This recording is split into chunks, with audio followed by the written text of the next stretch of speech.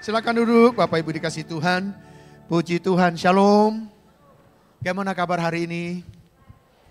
Puji Tuhan ya, saya bangga melihat wajah Bapak Saudara. Sebagian besar kita sudah buka masker karena memang sudah diizinkan oleh pemerintah juga ya saudara. Terima kasih buat Pak Heni, Pak Gembala ada di samping sebelah kiri bersama-sama dengan kita. Dan terima kasih buat kesempatan yang diberikan kepada saya. Nah, di ibadah yang kedua, saya masih berbicara tentang keluarga yang menyambut kedatangan Tuhan yang kedua kali. Ini tema yang Tuhan berikan sepanjang bulan Juni ini, tema yang Tuhan berikan buat saya adalah keluargaku adalah gerejaku. Saudara, gereja bukan hanya molekul cat seperti yang hari Minggu ini, saudara. Tapi gereja itu saudara, molekul cat seperti hari Minggu begini dan ada external cat gereja perpanjangan. Itu ada Senin sampai hari Sabtu. Bahkan di tengah-tengah berbagai profesi kita itu mimbar dan di gereja kita. Nah, ya ada ini yang tadi ini. PowerPoint-nya ada yang kedua ada nggak? Nah ini dia. Tema besar yang saya mau khotbahkan adalah keluargaku yang menyambut kedatangan Tuhan. Nah saya mau ngajak saudara, nanti kalau saudara mau dengar khotbah yang pertama, saya yakin ada di YouTube. Ya saudara bisa lihat di YouTube gereja. Nah saya mau teruskan saudara. Memang ibadah yang pertama tadi saya membahas lebih sedikit doktrin GBI dan lebih sedikit teologis begitu saudara. Nah di ibadah kedua saya ngajak saudara kita praktek, lihat kasus nih saudara. Ya, kita akan lihat kalau nanti Bapak Ibu di rumah, saya sarankan tolong baca ya Raja-Raja pasal 7 pasal 8. Apa yang saya bahas di ibadah ini itu saya ambil lebih banyak semua dari pasal 7 dan pasal 8 Saudara. Nah, kita akan belajar kasus seorang raja yang hikmatnya luar biasa. Daud tidak dikehendaki Tuhan untuk membangun bait suci. Tapi Daud ditaruh beban oleh Tuhan untuk membangun bait suci. Ya, ini berbicara tentang keluarga, saudara. Legasinya itu turun, saudara. Makanya kita perlu perhatiin keluarga, saudara. Ya, nah berkat itu dari keluarga, saudara. Makanya sampai hari ini saya mau katakan, saya belum pernah melihat ya ada orang-orang hebat itu lahir dari keluarga yang berantakan. Beberapa minggu yang lalu ada satu putri Indonesia membanggakan Indonesia, saudara, di Talents Amerika, gitu ya. Walaupun dia tunanetra, tapi dia punya begitu talents sehingga saudara presiden mengundang dia untuk ke istana, saudara.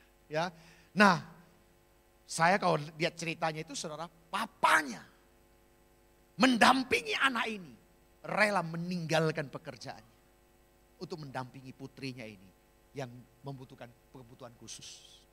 Jadi memang keluarga itu saudara tempat di mana kita belajar, di situ bisa kita berkoinonia, bertumbuh bersama-sama dan akhirnya melahirkan orang-orang hebat. Seperti Daud katakan, keturunan yang perkasa di bumi.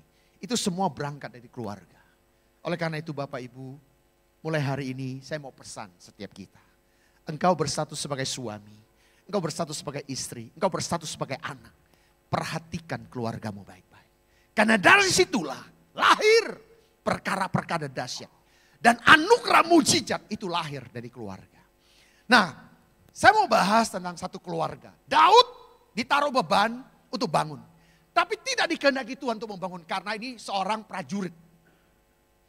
Tapi anaknya dipercayakan untuk membangun, Salomo. Salomo membangun bait suci itu diperkirakan sekitar tahun 900-an. Ya, tahun 900-an. Nah, dia membangun bait suci ini, saudara. Nah, kita akan belajar, saudara. Salomo, Alkitab katakan orang yang berhikmat. Sebelum dan sesudah tidak ada seperti dia. Tapi di akhir hidupnya, dia melakukan kekeliruan dengan Tuhan. Dan membuat efeknya bangsa Israel terpecah. Dan mengalami banyak hal yang mestinya kalau Raja Salomo menangani dengan baik, mestinya gak perlu dialami oleh bangsa Israel. Tapi karena kekerasan tengkuknya, karena pemberontakannya saudara, banyak hal penderitaan dialami saudara ya. Nah dari Raja-Raja pasal 7 dan pasal 8 saudara, nah saya mau nyampaikan beberapa poin yang perlu menjadi perhatian kita yang bisa kita praktekkan hari-hari ini, khususnya berangkat dari keluarga kita.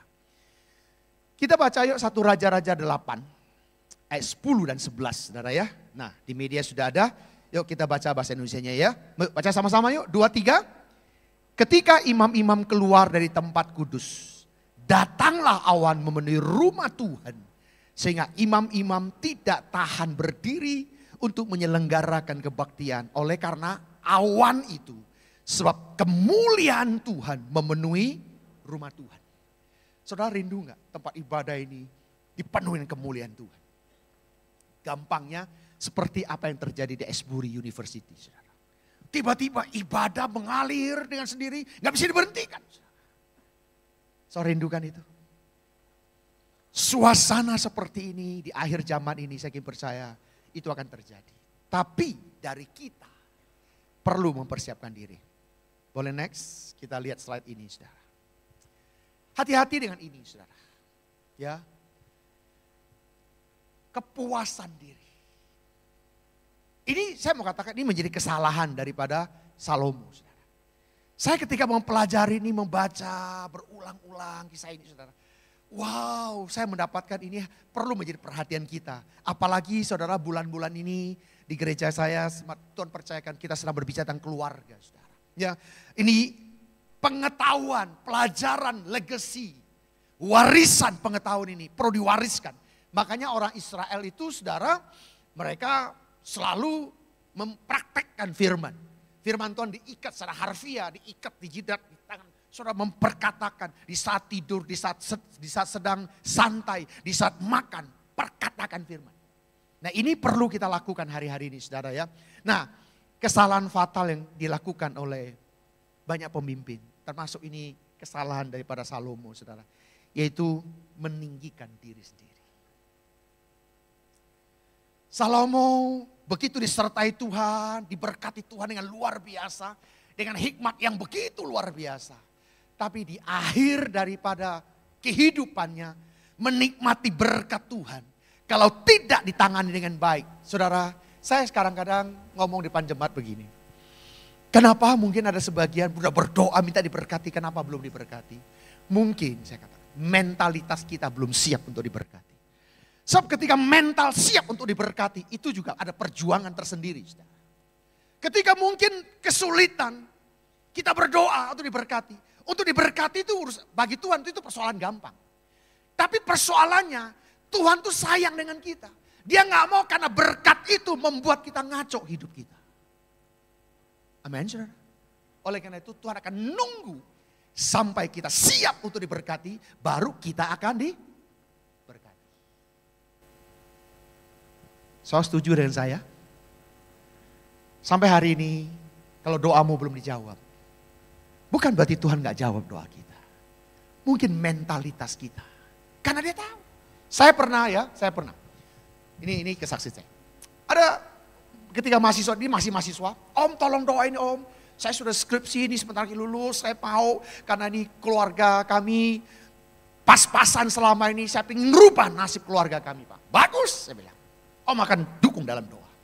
Begitu selesai kuliah, dapat sertifikat, dia melamar kerja dan dapat kerjaan yang baik. Wah tadinya rajinnya luar biasa. Wah anak ini luar biasa, rajinnya pelayanan luar biasa di gereja. Tiap hari itu ada di gereja. Saudara. Begitu mulai diberkati, mulai menghilang. Doa-doa mulai ngilang saudara.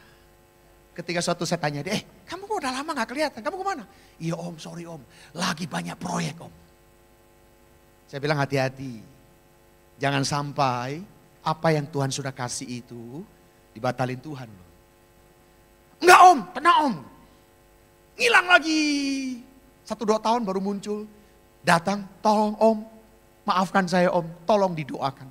Karena sudah dipecat dari kantor.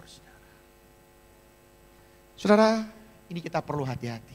Mari saya mengajak kita, perhatikanlah keluarga kita masing-masing. Kita nyanyi yuk lagi ini yuk. Mana? PL. Yuk kita angkat pujian ini, nanti saya akan teruskan, kita akan belajar. Kiranya Tuhan berkenan memberkati rumah keluargaku. Apa yang Tuhan berkati, diberkatilah untuk selamanya.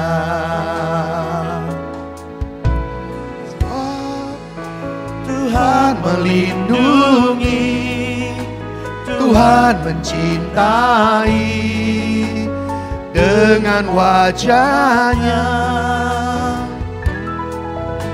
memberi kasih karunia, damai sejahtera.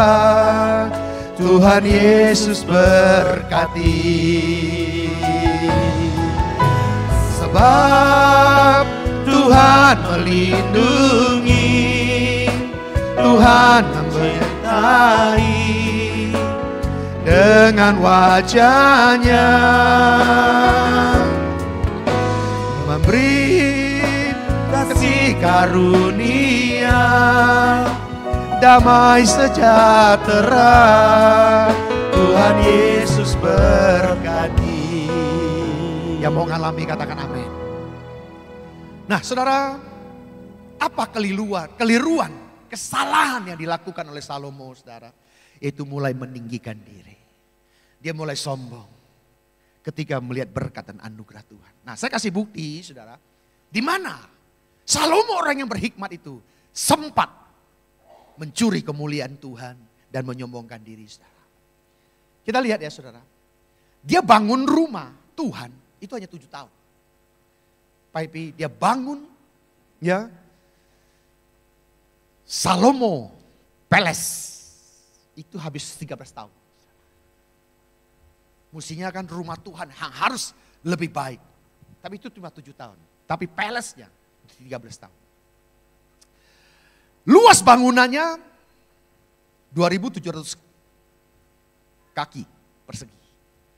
Tapi saya lihat palace-nya saudara, kerajaannya 4 kali lipat lebih luas daripada rumah Tuhan saudara. Disinilah mulai saudara. Ya, next. Nah, saudara, Salomo Palace. Ada 5 bangunan yang menyertai di kerajaannya gitu saudara. Ada tempat-tempat yang besar, termasuk tempat tinggal untuk anak-anak Firaun di situ. Anda bisa baca di pasal 7. Saya lihat di sini membuktikan Salomo mulai meninggikan diri. Dia mulai tidak mencari Tuhan. Nah oleh karena itu saudara, mari kita akan lihat pemberian Salomo untuk generasi yang akan datang. Saya pikir ini perlu hari-hari ini saudara. Ya, anak-anak muda kita, orang tua mulai melegasikan untuk generasi akan datang. Bisa diserahkan dengan baik. Saudara, orang tua menyerahkan estafet itu, mewariskan sesuatu kepada anak-anaknya. Itu perlu dimulai dari orang tua. Dan orang tuanya butuh mentransferkannya dengan baik. Saudara, saya baru pelajari saudara ya. Saya nonton Olimpiade atlet saudara. Ternyata tim Amerika atlet estafet, atlet 4x100, 4x200 gitu saudara. Tim Amerika secara fisik dia menang gitu saudara. Dia duluan masuk garis finish. Tapi kenapa dia didis gitu saudara. Saya jadi penasaran, akhirnya saya pelajari. Kenapa kok dia masuk finish duluan, kenapa dia nggak juara gitu saudara. Ternyata sama panitia didis. Kesalahannya di mana? Ternyata saudara kalau lari estafet, itu ada aturannya saudara. Namanya Wessel John. Itu 20 meter. Saudara. Jadi penyerahan tongkat itu harus di kota ini. Saudara. Jadi waktu saat penyerahan saudara, yang lari yang pegang estafet itu harus di depan. Jadi yang menerima itu harus dari belakang. Tapi estafetan ini harus di kota Whistle John namanya. Di 20 meter ini. Kalau dia keluar, itu Jadi kalau kita mengestafetkan kepemimpinan itu butuh tempat. Tempat dan waktu yang tepat. Nah, kita akan lihat apa yang Salomo berikan kepada generasi mendatang untuk meneruskan kerajaan ini. Pertama, menegakkan keadilan. Ya, menegakkan keadilan. Kalau kita baca di Raja-Raja 8 ayat 32, Tuhan hendaklah engkau mendengarkan di sorga, memutuskan perkara hamba-hambamu ini.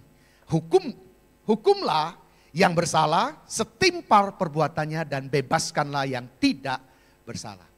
Jadi kebenaran keadilan itu mesti ditegakkan. Kalau kita rindu melihat keluarga kita diberkati. Makanya saya mau ingatkan para bapak-bapak, para orang tua. Kalau ngelihat anak kita melakukan ketidakbenaran, segera tegur. Jangan pernah dibiarkan. Kalau melihat anak kita nggak pernah, sudah malas ke gereja. Perlu kita ingatkan, kita tegur. Supaya anak-anak kita terbiasa dengan hal yang baik. Yang kedua, saudara, ya, freedom. Kemerdekaan dibebaskan dari musuh. Saudara. Raja-Raja 8 ayat 34. Maka engkau pun kiranya mendengarkan di sorga dan mengampuni dosa umatmu Israel. Dan mengembalikan mereka ke tanah yang telah kau berikan kepada nenek moyang. Saudara, kemerdekaan dibebaskan. Makanya saudara, kita mulai dari orang tua. Kalau orang tua pingin bisa menegur, bisa mengasih tahu kepada anak kita yang baik. Makanya orang tuanya harus dibebaskan. Ya, mereka harus hidup dalam kebenaran. Sehingga kebenaran ini kita bisa negur, saudara. Nggak mungkin seorang tua kau negur anak, apalagi zaman sekarang kan. Anak-anak sekarang jauh lebih pintar gitu saudara. Contoh kecil saja saudara. Mau negur anaknya supaya anaknya yang tidak merokok. Tapi papanya sendiri ngumpul terus. Bagaimana anak kita bisa mendengar dengan baik? Contoh-contoh ini, kebebasan dan kemerdekaan ini perlu kita teladani. Yang ketiga saudara. Yang ketiga, perlindungan dari wabah dan kesembuhan saudara. Nanti bisa dibaca di Raja-Raja 8 ayat 39 saudara ya. Nah, providence dan harvest. Kecukupan, pemenuhan, ya, persediaan dan panen penuaian jiwa-jiwa saudara. Maka engkau kiranya mendengarkanlah dari sorga dan mengampuni dosa hamba-hambamu ini. Sebab dan engkau kiranya memberikan hujan kepada tanahmu yang telah kau berikan kepada umatmu menjadi milik pusakanya. Ya saudara, saya berharap ini kecukupan ini terjadi pada kita. Dan sebagai orang tua dari keluarga, sediakan kecukupan itu. Dan di balik apa yang kita ajarkan, berikan teladan yang baik. Percayalah anak-anak kita akan perkasa di muka bumi. Amin saudara. Yang keempat, protect dan healing. Ya, perlindungan dan kesembuhan. Percayalah saudara kalau kita, ya, Mazmur 91, saya harap kita terus bacakan, memperkatakan, mendeklarkan di rumah tangga kita masing-masing. Supaya apa yang perlindungan dan proteksi Tuhan senantiasa nyata dalam kehidupan kita. Yang mau ngalami katakan amin saudara. Dan saya terlalu yakin percaya. Kalau keluarga kita ada keunitian saudara. Ya, ada kesatuan bersama-sama. Saya terlalu yakin dan percaya perlindungan Tuhan akan nyata dalam kehidupan kita. Yang kelima saudara, ada impactnya. Ya, ada impact, dampak dan perluasan pengaruh daripada kehidupan kita. Makanya saya baru mendapatkan juga saudara, ternyata tuh keluarga yang hidup benar itu akan menjadi contoh dan terang. Itu akan menjadi garam dan terang. Saudara. Ya, bisa menjadi garam dan terang. Saya bahas minggu kemarin. Saudara. Ya, kalau kita nih setiap kita akan menjadi terang dan garam itu dimulai dari keluarga. Ya, maka Tuhan tanya, kalau garam itu sudah nggak asin mau diapain? Nggak ada gunanya. Kalau keluarga sudah tidak bisa jadi terang dan garam. Memang garam nggak nampak kan saudara. Kalau ibu-ibu masak di kuali, garamnya nggak kelihatan. tapi dampaknya sangat terasa. Nah biarlah kita keluarga Kristen ada seperti ini. Dan saya ingin percaya saudara, impact dari keluarga yang sungguh-sungguh takut akan Tuhan akan mempengaruhi di sekeliling kita. Sehingga penuaian jiwa terbesar yang terakhir akan terjadi. Yang percaya boleh katakan amin saudara. Nah saya teruskan dulu ya, ini lagi satu nih saya mau sampaikan saudara ya.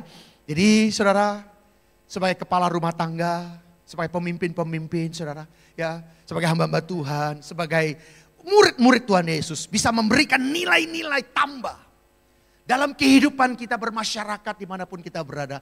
Dari hidup kita bisa memberikan nilai tambah kepada orang-orang sekeliling kita. Bagaimana kita bisa nilai tambah saudara? Yang pertama saudara, kita sebagai pemimpin harus memenuhi janji Tuhan. Ya, yang diberikan kepada setiap kita. Kita harus pegang janji Tuhan. Walaupun keadaan sesulit apapun. Keadaan seperti nggak terkontrol. Saya harapkan, apalagi seorang suami, harus tetap pegang janji Tuhan. Sebagai nakoda dalam rumah tangga, tetap pegang janji Tuhan. Yang setuju boleh katakan amin saudara. Ya, nanti tinggal dibaca ayat yang ke-20 ya saudara. Tuhan telah menepati janji yang telah dia beri, firmankan. Aku telah bangkit sebagai pengganti Daud ayahku, kata Salomo. Dan duduk di tatah Israel seperti yang Tuhan firmankan. Aku telah membangun bait bagi nama Tuhan Allah Israel. Pegang janji Tuhan. Hari-hari ini jangan pernah kurang percaya.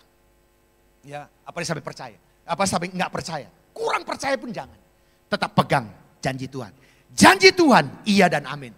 Bagi kita yang percaya sungguh-sungguh. Yang percaya katakan amin. Yang kedua saudara, tidak selalu harus hanya berjuang untuk mewujudkan visimu. Tapi keluarga itu jauh lebih penting, bukan visi pribadi kita. Ya, saya berharap yuk kita akan berjuang. Saudara, apalagi saudara keluarga yang mungkin anak-anaknya sudah besar, sudah punya anak, punya mantu, punya cucu. Mari kita berjuang bersama-sama, bukan hanya visi pribadi kita. Visi pribadi kita bisa di-sharingkan kalau ini menjadi kesepakatan. Mari kita berjuang bersama-sama. Ini visinya Daud diserahkan kepada Salomo untuk diteruskan saudara. Yang ketiga, pemimpin hebat memperhatikan dan memedulikan mimpi dan kerinduan pemimpin yang lain. Tentu dimulai dari keluarga, ada istri, ada anak-anak, apalagi keluarga yang sudah besar-besar, sudah punya mantu. Ini kita perlu dengar sama-sama. Bukan karena aku ya, harus dengarkan. Jadi mari kita sharingkan. Ya, supaya kita memperhatikan sama-sama dan kita maju bersama-sama saudara. Saya yakin percaya kalau kita bisa sharingkan mimpi kita. Mungkin memang kadang-kadang gak harus yang terima visi itu menyelesaikan. Ya, seperti Daud, dia gak dikehendaki untuk membangun bait suci, tapi diserahkan kepada anaknya. Dan biarlah kita praktekkan saudara. Mungkin orang tuanya punya visi, punya kerinduan. Tapi enggak, saya mau katakan ya, enggak selalu harus di zamannya dia tergenapi. Mungkin nanti bisa anak, mungkin bisa cucu yang bisa meneruskan itu. Nah oleh karena itu kita perlu sharingkan kerinduan ini. Saudara. Yang keempat saudara, pemimpin yang hebat mengakui kontribusi pendahulunya. Artinya dia menghormati yang sudah mendahului dia. Saudara. Legacy yang ditinggalkan itu tetap dia pegang. Saudara.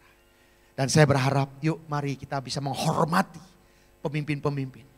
Senior-senior kita yang sudah mendahului kita, yang sudah berjuang lebih dulu. Mari kita bisa tetap menghormati, menghargai itu. Yang kelima, saudara, pemimpin hebat meletakkan fondasi bagi pemimpin masa depan. Dia harus bisa melihat punya visi panjang, jauh. Dan dia meletakkan itu kepada anak. Saya hari-hari ini, saya tahu,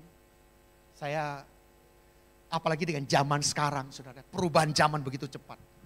Saya sedang mempersiapkan anak-anak, remaja. Sekarang saya sedang mempersiapkan umur yang 20 tahunan, saudara. Tadi, waktu beberapa tahun yang lalu saya mempersiapkan yang 40 tahun ke atas. Ternyata Tuhan gak izinkan. Sehingga saya hari ini mengarah kepada yang 20-an, umur 20-an. Saudara. Ada beberapa belasan anak Yang 20, rata-rata mereka 20 tahunan. Saya sedang mempersiapkan mereka. Ya, saya sedang mempersiapkan mereka untuk pemimpin-pemimpin akan datang. Saya mulai mendelegasikan tugas-tugas kepada mereka. Dan ini kita perlu lakukan, saudara. Nah, ini kalau ada mentoring dengan baik, itu seperti keluarga. Ini akan bisa jalan, saudara. Tapi kalau kita nggak mulai dari keluarga, itu nggak akan bisa jalan. Nah, saya berharap yuk mulai dari keluarga, Bapak Ibu, gitu ya. Dan saya mau pesan juga, saudara, seperti Renal Kalsali sudah sampaikan, saudara. Bapak Ibu jangan terlalu cepat-cepat terpesona melihat indeks prestasi anak-anak kita. Gitu kan. Mungkin anak-anak kita prestasinya hebat-hebat, kita jangan terlalu cepat. Kita perlu ngamatin baik, saudara. Perlu dipersiapkan dengan baik. Renal Kalsali berpesan kepada pengusaha-pengusaha, ya pesannya begini, jangan terlalu cepat mendelegasikan tugas kepemimpinan kepada anak. Jangan hanya terpesona dengan indeks sekolahnya yang bagus, prestasi sekolah yang bagus. Ternyata setelah ini hasil risetnya Renal Kalsali, dia katakan banyak dijumpai kegagalan terjadi. Karena kenapa? Banyak anak-anak muda secara indeks prestasi belajar nilainya bagus. Tapi mentalitasnya mental strawberry. Strawberry mental. Strawberry tahu ya? Kelihatannya indah, bagus, renung sekali. Tapi dalamnya masih lembek. Ternyata masih banyak anak-anak muda yang mentalnya seperti itu. Makanya mulai dari keluarga perlu dipersiapkan dengan baik. Ya, mulai didelegasikan, mulai dilatih. Orang tua meletakkan fondasi-fondasi itu. Makanya saudara, kita belajar dari Salomo. Salomo mungkin karena terlalu sibuk dengan istri-istrinya yang begitu banyak, saudara. Dia gak sempat mendidik anak-anaknya dengan baik. Makanya kerajaannya pecah. Dan ini kesalahan yang dilakukan oleh seorang yang bijaksana, oleh Salomo. Dan biarlah ini menjadi pelajaran bagi kita, saudara. Saya pikir itu yang bisa kita pelajari hari ini. Saya berharap yuk kita mulai dari keluarga. Mari letakkan apa yang kekeliruan yang dilakukan oleh Salomo, saudara. Jangan lakukan lagi. Mulai, ya hati-hati Bapak Ibu yang sudah diberkati dengan luar biasa. Tetap rendah hati, tetap utamakan Tuhan. Berkat itu datang dari Tuhan. Yang setuju katakan amin. Kalau Tuhan percayakan hari ini, sampai hari ini, kelolalah. Stewardship dengan baik. Kita bukan owner, saudara. Sehingga apa yang Tuhan sudah berkati, ini boleh diteruskan ke generasi yang akan datang dengan baik. Dan pesan saya, mentorin anak-anak kita dengan baik. Tegur anak-anak kita, jangan pernah orang tua membiarkan anak-anak kita sudah mulai malas-malasan gak ke gereja. Soalnya biarin gitu, hati-hati saudara. Kalau orang tua membiarkan hal-hal yang kurang baik saudara, nanti akan menjadi habit terbiasa. Oleh itu mari saya mengajak semua orang tua, perhatikan anak-anak kita, tegur mereka. Kalau kita rindu menghasilkan generasi yang baik, perlu di-mentor yang baik. Perlu diajar. Kalau hari ini kita belajar dari Salomo, Raja Salomo, yang orang bijaksana, tapi dia gagal mendidik keluarganya, mengajari anak-anaknya dengan baik. Sehingga akibatnya saudara, bangsa Israel harus terpecah belah dan berkeping-keping. Dan banyak penderitaan, banyak kesulitan yang harus mereka ngalami. Itu karena kesalahan-kesalahan para pendahulunya. Saya berharap hari ini kita belajar sesuatu supaya kesalahan itu tidak terjadi lagi. Yang setuju boleh katakan amin.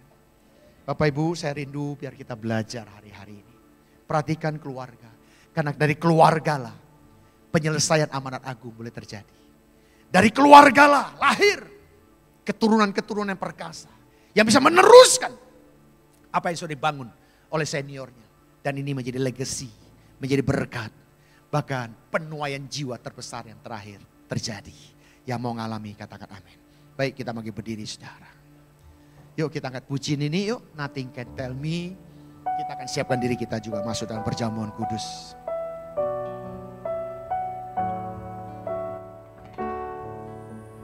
Nothing can tear me away from your love, Lord.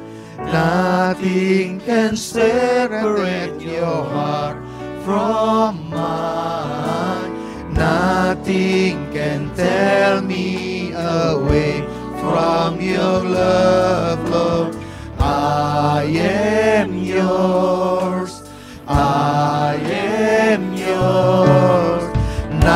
Nothing can tell me away from your love, Lord.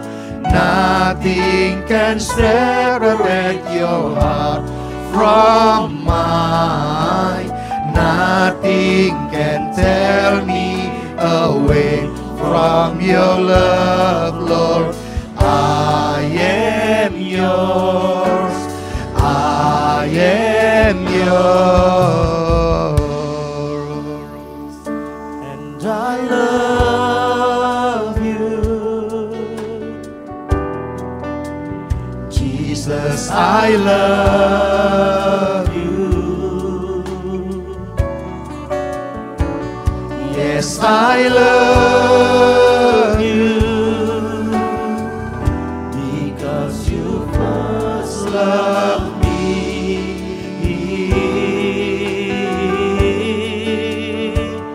And I love you. Jesus, I love you. Yes, I love you. Because you first love me. Roh Kudus, kau jamah, kau jamah. Setiap kali sudah diubahkan. Sesuatu yang baru sedang muncul dalam hati kami. Hati yang baru, batin yang baru. Kau berikan bagi kami. Terima kasih Tuhan. Hati yang baik. Hati yang penuh dengan kasih setia Tuhan. Hati yang penuh dengan ketaatan Tuhan. Kau berikan bagi kami. Dalam nama Yesus. Dalam nama Yesus. Segala kepahitan, segala ketakutan dan kekhawatiran sudah dicabut dalam nama Yesus. Hati yang baru, batin yang baru kau berikan bagi setiap kami. Sehingga Tuhan kau akan pakai setiap hamba-hambamu Tuhan.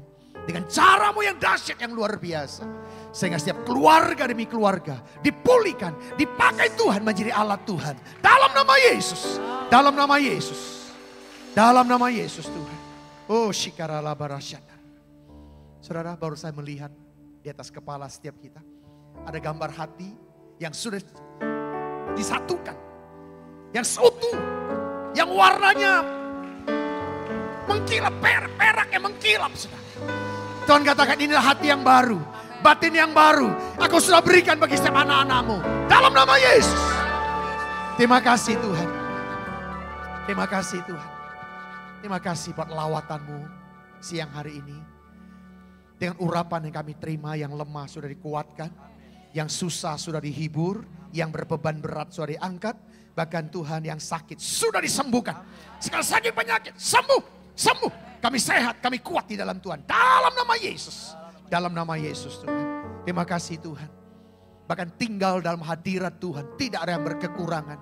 Semuanya tercukupi dengan baik. Bahkan berlimpah-limpah. Berlimpah-limpah. Berlimpah-limpah. Kau berikan bagi setiap anak-anakmu. Dalam nama Yesus. Pekerjaan, usaha. Kau berkati melimpah-limpah. Apa saja yang dikerjakan dengan tangan yang diurapi Tuhan. Engkau membuatnya berhasil. Dalam nama Yesus. Dalam nama Yesus kami sudah berdoa. Yang sudah diurapi Tuhan sama-sama katakan. Amin. Tepuk tangan yang meriah bagi Tuhan Yesus. Yuk sebelum kita duduk kita bernubuat yuk buat rekan-rekan kita saudara. Kalau bisa ditepuki, disalamin silakan saudara. Kalau tuh suami istri mau dipeluk silakan saudara. Sambil ngomong gini. Aku melihat wajah kamu penuh dengan kemuliaan Tuhan. Ngomong saudara, kasih tahu. Amin. Wajah yang penuh dengan kemuliaan Tuhan. Amin. Kasih tahu lagi. Bangkit dan jadi terang.